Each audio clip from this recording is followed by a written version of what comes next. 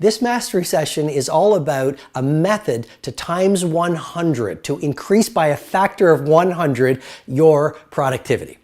And we live in a world right now where productivity, and in particular what I call exponential productivity, has never been so important. Here's a brain tattoo for you to consider.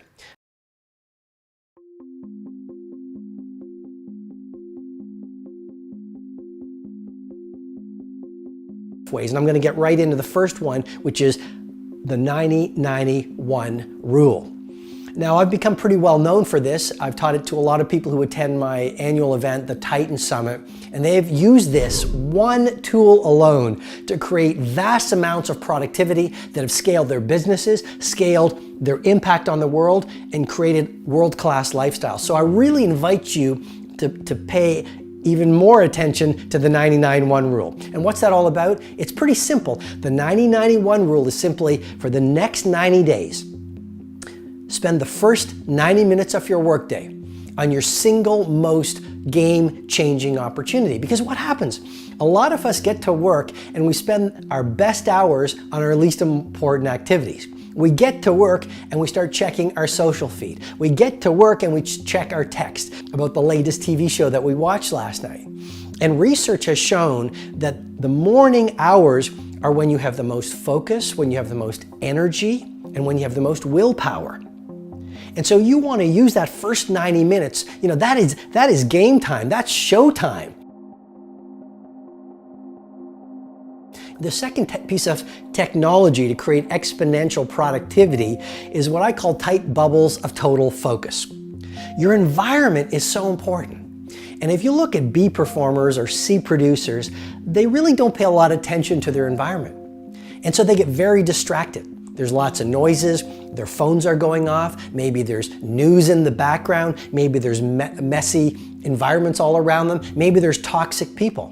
What I'm suggesting to you as the second piece of technology to really 100 times your productivity is this: install environments of tight bubbles of total focus. The way I run my work life, on certain days, I am very hard to reach. And I challenge you with great love and respect, be very hard to reach during key times of your week. I mean, I see a lot of people, and it's not judging them, it's just observing them.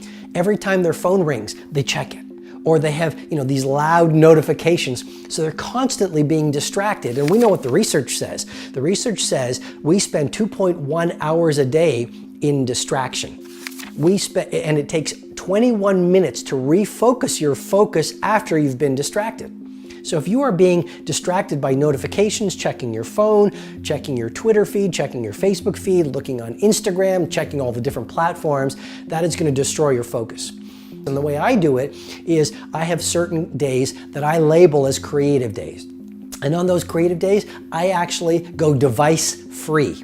And on those days, I'm very hard to find. And on those days, I'm in total solitude. And on those days, I go to certain places. I call them my Menlo labs, just like Edison had his Menlo lab. And these places are very minimalist. And there's no one there. And that's where I do my best work. You're completely distraction free. And then you will find your brain will drop from the beta state into the alpha state, where you will do your best work and get your best ideas.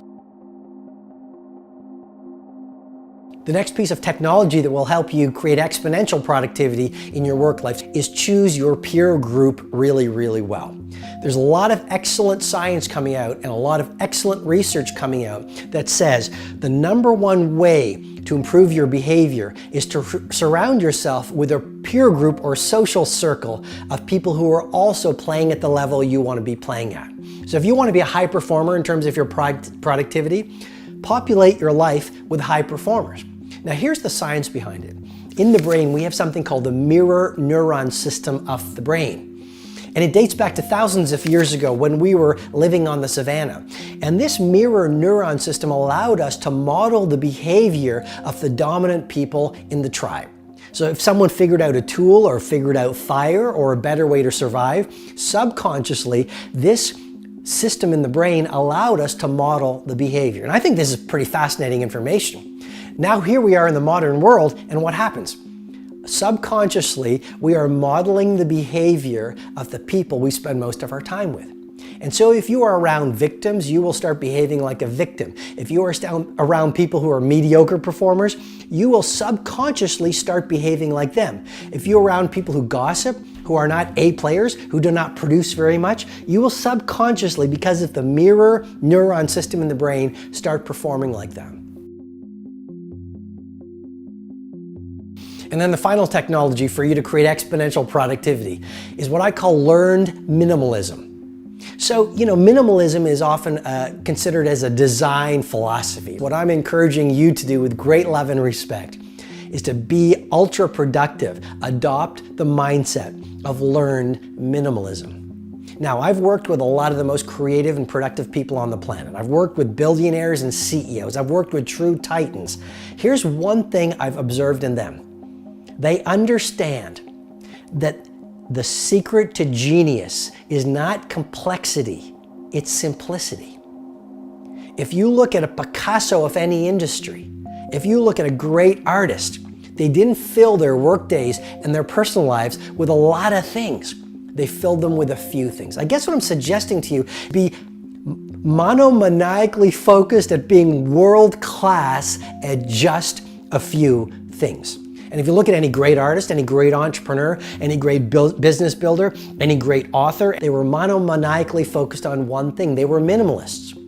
And so what I want to leave you with is this. Maybe this year, rather than having 50 projects that you want to achieve at the highest level, maybe pick 3. This year, rather than having 1,000 Facebook friends, maybe go deep and develop 3 really great relationships.